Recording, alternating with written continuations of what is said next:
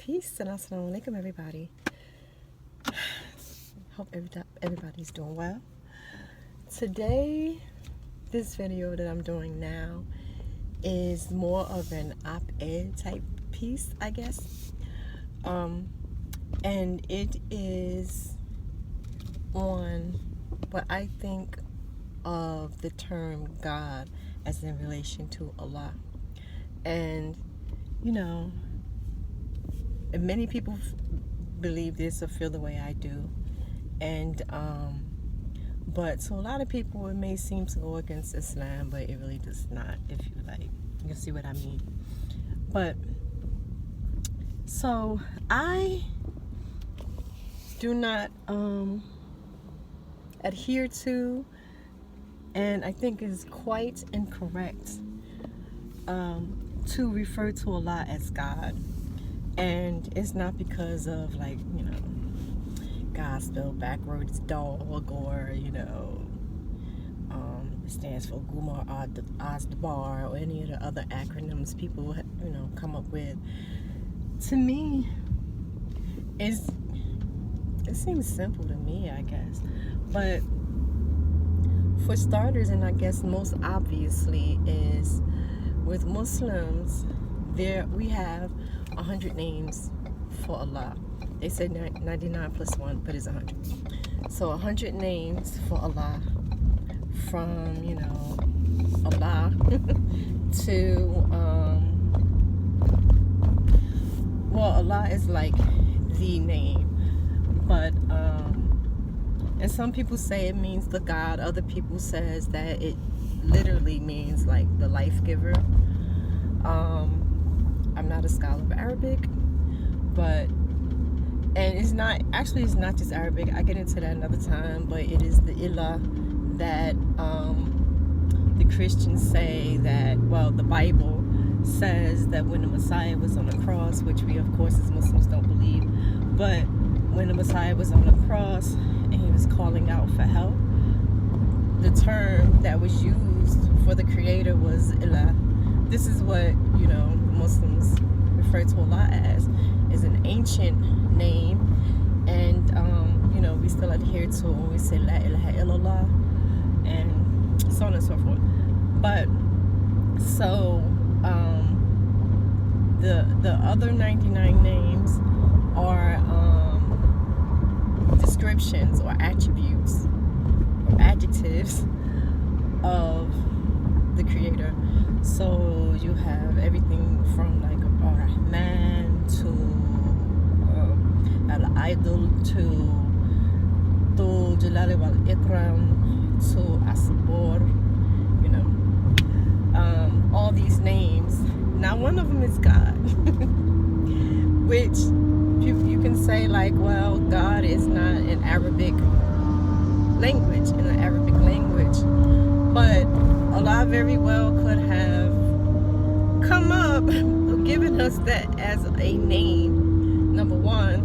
Two, it's not hard to retranslate or to write into Arabic. You can use the Qaf,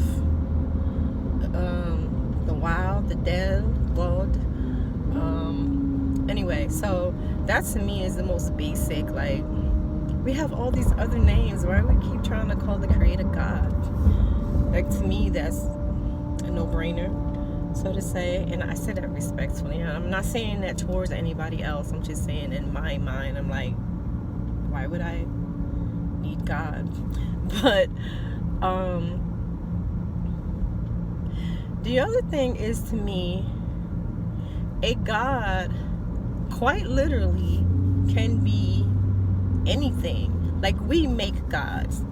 A God, you know, you can pick up a God, put a God down, you don't want to worship that God anymore, you go to another God, you know, all this kind of thing, where the Creator is constant.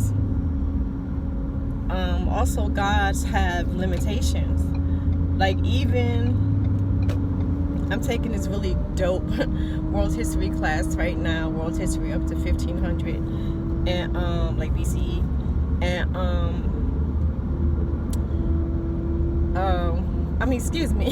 BCE. Anyway, I'm taking this really dope world history class.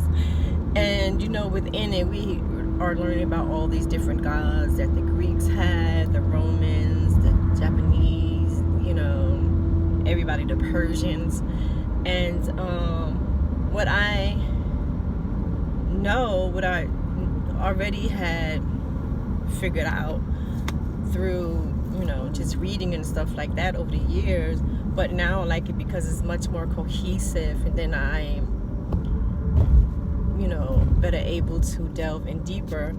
But no god or goddess that I've ever heard of has been limitless. Like, none of them. There's always some other guy that can come along and chop off their head or whatever. Talk about Shiva with the Hindus. It's just, they're limited. Even, again, respectfully, but in my mind, in my comprehension, even the Jesus God that people have made, because from what I've learned in my studies, again, over the years, Al-Masih Isa, he wouldn't be down with none of this worshiping me type of stuff. And so people have made this God image that they say is the Messiah, the actual Messiah. But again, in my opinion, totally is not. But even with that God, Jesus has limitations. The Creator does not. And I just think that it is I think it's disrespectful to call Allah God, you know what I mean? I know that it's humans, even now today, stuff that's going on in the world today, health-wise and everything else, religious-wise, everything else, government-wise, it's repetition. It's the same thing that we've been doing for millennia. We are not complex beings at all. And so,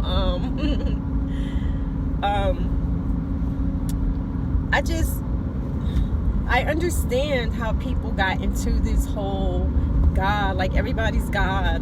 And then the other thing, which is so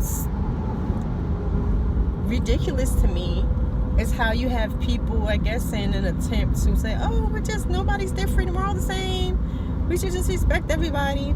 You're like, well, we all worship the same God, you just call him something different. And it's like, no, when I'm worshiping Allah, I am not worshiping Shiva. I am not worshiping Jesus. I am not worshiping a rock, a statue, Buddha, any of these deities that have been made, many of which, or some of which, are the same as the Messiah, who for Muslims was simply a prophet. And also according to even the Old Testament and even some of the New Testament, where they say he was speaking, or that they wrote words that they said he was actually speaking, he never would have been down with any of this. And so other people who were probably prophets, or who we know were prophets,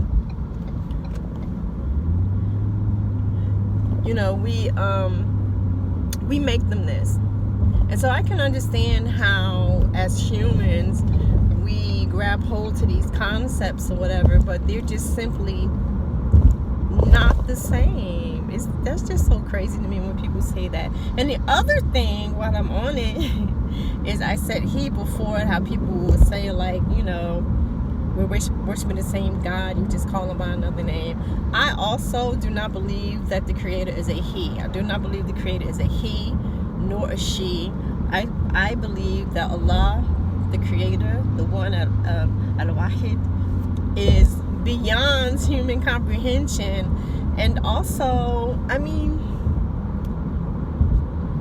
why would the Creator be gendered? First of all, because we are gendered because we procreate and such. Like, why would the Creator have to be that? And then, as Muslims, again, we know from Surah Nas, Surah Ikhlas, or Surah Al-Had, they're called the same surah is called the two things, which is Qul huwallahu ahad, Allahu samad, lam yalid wa lam yulad wa lam yakun lahu kufuwan ahad. Allah is one. No sons, no offspring, no mother, no father, no none of that. Why would Allah need to be gendered? And what's even more, to take it a little bit beyond that, why is it so important to call Allah He? What y'all up to? Trying to make, I guess this might be a little bit of a digression, but it's still in the same, theme, the same topic. I really believe that one of the reasons Muslim men who may not truly follow the sunnah of the Prophet, how he treated his wives and people in general, including his children, I think a lot of guys who don't act appropriately towards other people, because a lot of guys, husbands, dads, have this really narcissistic, ego tripping, I'm the boss around here type deal, and not just in Islam, like just across the board. And but within Islam, I think, and maybe not just in Islam, but I think that in Islam, a lot of that has to do with this whole He spirit, this He Allah, where kind of like, yeah, we boys, Allah know how it is. She don't know how to act, or all this kind of stuff. I always call it like some pimp stuff, because it's the same old thing that these cats do in the street. But I'm sorry, I get hungry. Yeah, that's just in a nutshell, my whole idea, or my perspective on Allah being God, Allah being He. And again, let me reiterate, because people tend to only hear what they want to hear and tend to want to bicker and debate. Why this little boy just running across the street when all these cars are coming?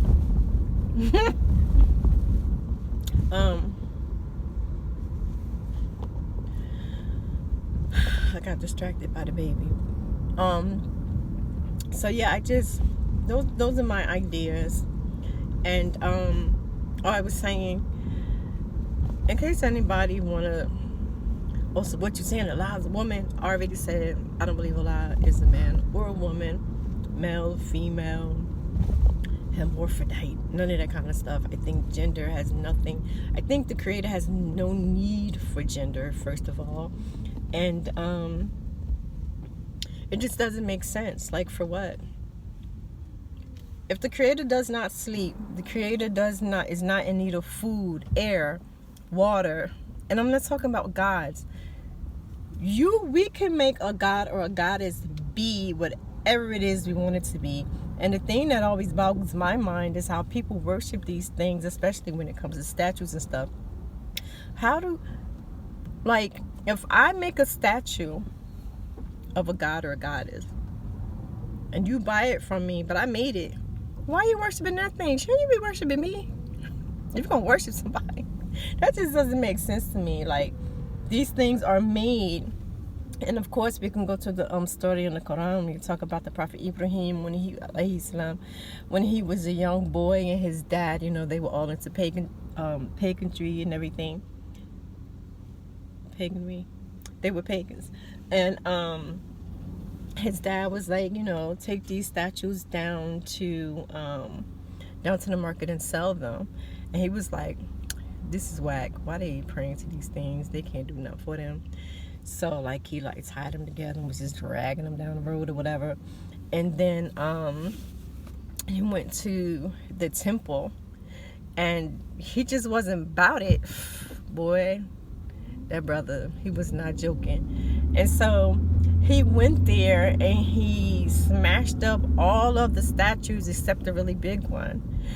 And the people came in and were flabbergasted, and they were like, oh my God, what happened? And he's like, that one did it. And they were like, what are you talking about? It's a statue. It can't break any of these. It didn't do it. And he was like, well, if they can't protect themselves, why are you praying to them? Honest question. If the big one can't do anything to them, why are you praying to it? Sensible question, in my opinion. I remember I saw a video on Facebook a while back, maybe a year or two ago. You may have seen it too. And it was doing some sort of Catholic service. I guess they were Catholic. I'm just guessing they were Catholic because they were like statues. And they were carrying a really big statue. I'm sorry, I don't know the terms. But there was this, whatever you call it. You know how in some countries back in the day or whatever, maybe even now still, they'll carry around like high authoritative people on this thing. So there'll be guys on both sides, like pallbearers do at funerals here in the West. But they have this thing, I don't know what you call it. So they had it on their shoulders, or they were holding it or whatever. And it was this big old statue. I'm sorry, I don't mean to laugh. I'm not laughing like it was comical. I'm just like, how crazy. And so they were carrying it, and they're in a big old church, and they're like singing or whatever. And then this bad boy starts to topple, and everybody's like you can hear it. It's like, ah! And it falls and crashes and just whoof. That's the craziest thing to me, because again, referring back to Abraham, it couldn't even catch itself. What can it do for you? So my point is, we make gods and goddesses and make them into what we want them to be. If we want their attributes to then change, we can do that.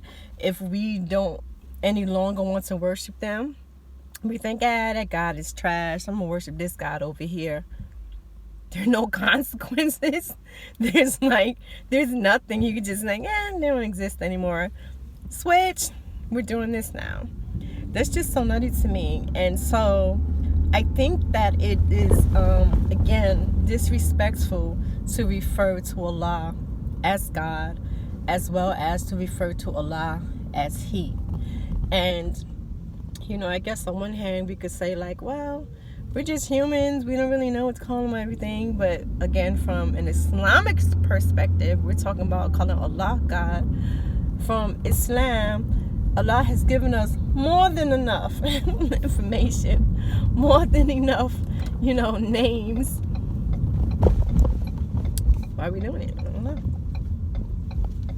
So yeah, that's my big old mouth. Hit me up in the comments and tell me what you think. Do you agree? Do you think it's not that serious?